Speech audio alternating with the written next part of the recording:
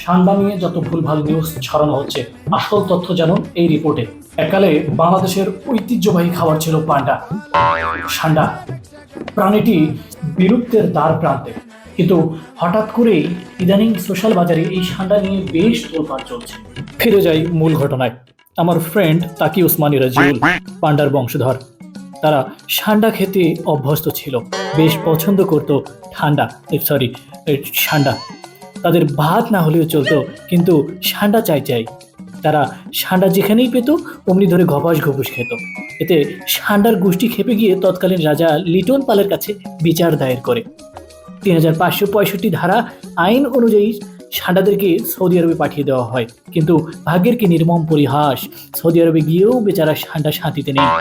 কপিলের ছেলেও অমনি ধরে ঘপাস ঘুপুস খাচ্ছে। এদিকে পান্ডার বংশধরের ছোট কালাপুত্র তাকি উসমানী রজিউল সান্ডা খেতে না পেয়ে বেশ অস্থিরতা বিরাজ করছে। তাই পান্ডার বংশধর ঘোষণা দিয়েছে যে একটি সান্ডা ধরে দিতে পারবে তাকে ১০ টাকা পুরস্কৃত করা হবে। এই খবর পৌঁছে যায় মিসকিনের সর্দার লিটনের কাছে। আর এই লিটন টাকার প্রলোভনে পড়ে সান্ডার খোঁজে বেরিয়ে পড়ে, কিন্তু সব সান্ডা তো সৌদি আরবে চলে গিয়েছে। সে কোথায় পাবে এই সান্ডা?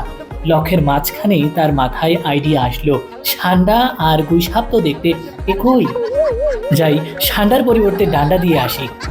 সান্ডার পরিবর্তে ডান্ডা খেয়ে এখন সান্ডে মান্ডে ক্লোজ হয়ে আছে সেই সান্ডার বংশধরের কালাপুত্র তাকি উসমানী রজিউল।